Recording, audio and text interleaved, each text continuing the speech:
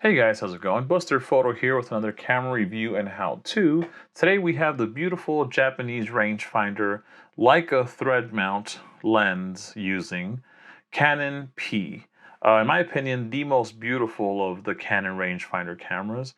What we have here is a beautiful, almost flawless, almost mint condition one. I'll tell you a little bit how I got there.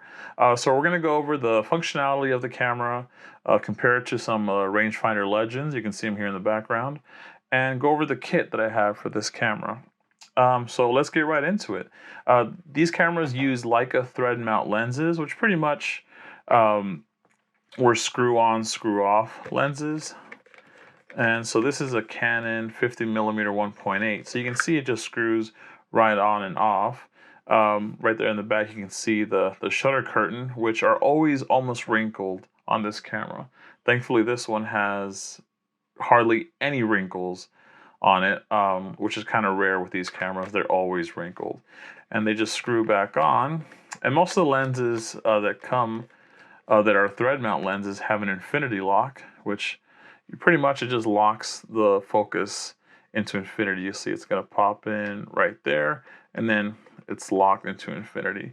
And to disengage it, it's kind of how it has a little plunger here. You just push down and push it out, and then you can go back to focusing fancy free. The lens operation is really simple. Right there was your focus, and then up here in the front you have your aperture ring dial. Some lenses may differ, but they're all pretty much going to have the same operation. Focus dial, aperture ring, bada bing, bada boom. Right here on the front, you have your self-timer charge handle, I guess you would say. You push it down and go, you hear a ratchet, you hit the advance lever, and then you fire the shutter, and then it's going to count down. You hear a little buzzing sound, and hopefully you made it back to your friends in time for the picture. Right here on the front of the camera, you have the beautiful Canon name right on the top plate. You have your little rangefinder window that works with your viewfinder window. I'll talk a little more about that and how to adjust it. Right here on front, you have a little screw that's to access the horizontal adjusting of your camera, and I'll talk a little bit more about that. Moving towards the bottom of the camera, pretty simple down here. You have your tripod screw mount right there. And this right here is one of two ways to open the film back door. You pop that baby, a little tab up, and then you just turn it till you feel some resistance right there. And that's the first of two locks to unlock this camera. The second is right here on the corner. You can see it has like a little ledge just big enough for a fingernail, and then you would pull that down, and as long as this is already unlocked, the film door would open. Now I can't show you that today because I have some film in here, but that's pretty much all there is to that. Let's continue with the back. This camera does not have a light meter, but it does have a film reminder wheel. So pretty much you turn this wheel, then you line it up with whatever film you're using in the camera so you don't forget. But that doesn't work in any way with the light meter of this camera. There is a light meter for this camera, but it's an external one. I have one, and I'll show you that in just a second. Right here pretty much is just your viewfinder window. This camera has three set frame lines for three different lenses. Let me see if you can kind of see, yeah, you can kind of see the frame lines right there. And a more scientific to scale version is right here, where I have drawn essentially what it looks like. So when you look through the viewfinder, these are always showing 35, 50, and 100. So that's kind of cluttered in the viewfinder because these are always there. But you know, this was the budget version of the Canon 6L, I believe. So with those cameras, with other camera, you would have, I think,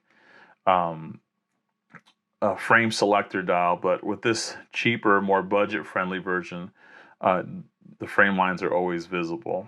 So, but it's not really that big of a deal. I don't find that big of a deal.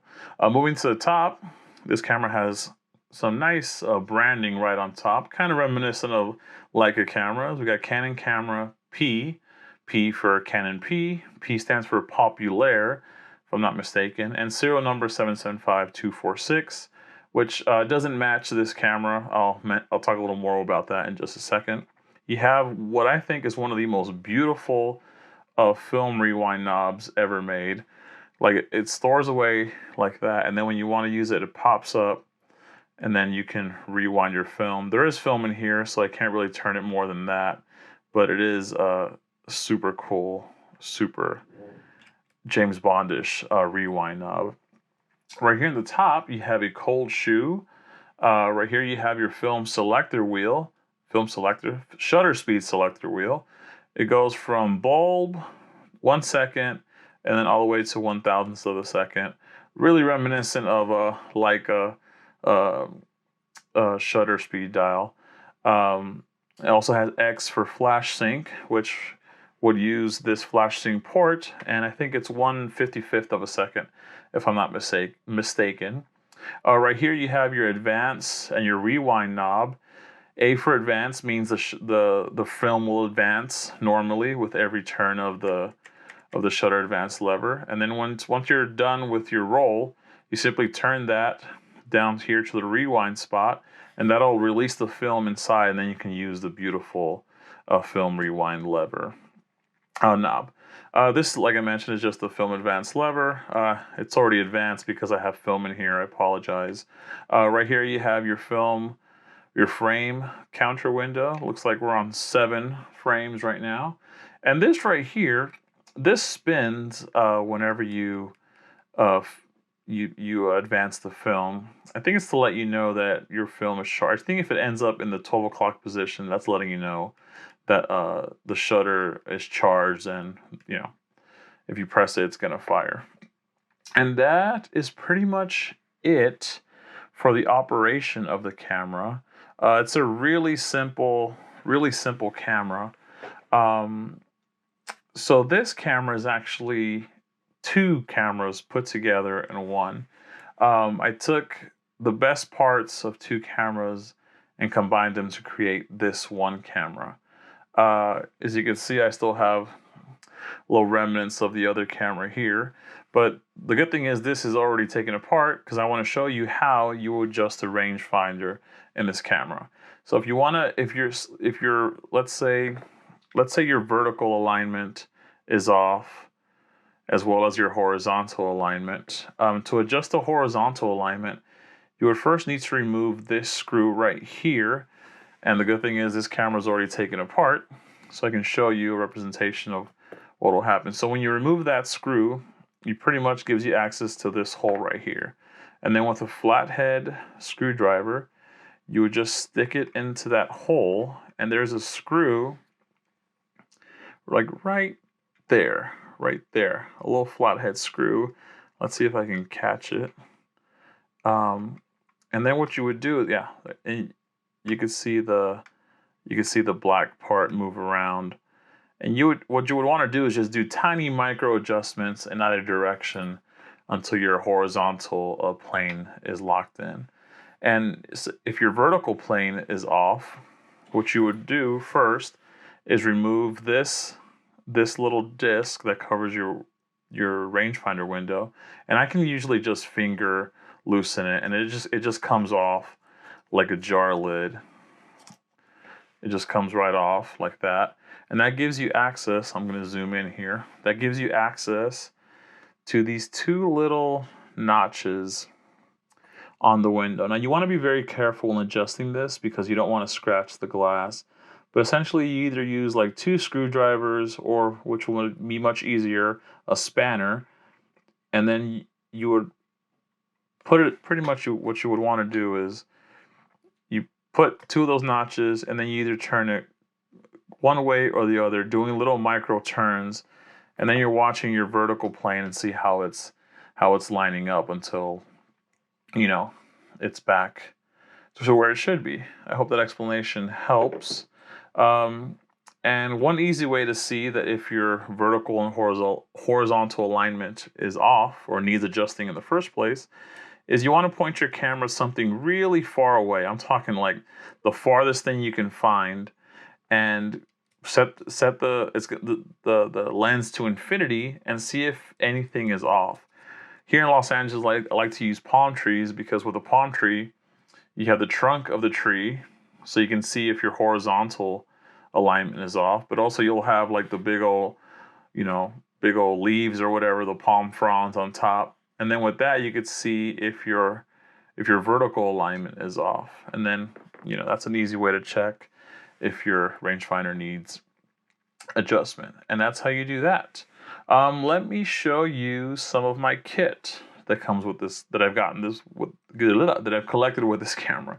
So already on the camera, I have the 50 millimeter 1.8. I have the Japanese Sumulux, a beautiful Canon 50 millimeter 1.4. I don't know why I'm saying millimeter. 50 millimeter 1.4. Beautiful, beautiful lens. I've tested all three of my lenses on digital bodies, and they've come out fantastic. Fantastic results. Right here, look, man, Japanese love their little leather cases. Inside this little leather case is my light meter, which works, but I have not used it at all because I'm sure it works okay, but it's not going to give me the most accurate results. So I either eyeball it or I use an external light meter. And in this little case, Japanese leather cases, I have my 35 millimeter lens with its accompanying finder. Gorgeous. Look at this presentation.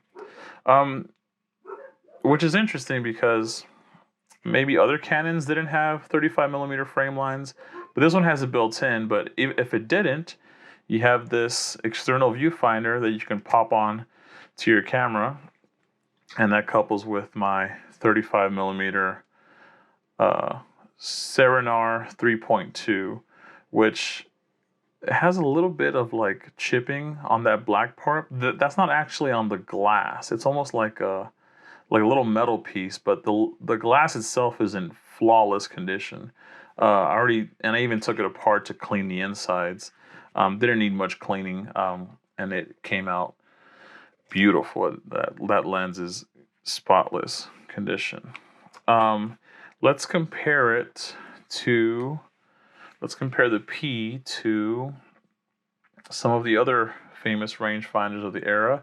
And the one I think it draws most from is the Leica M3.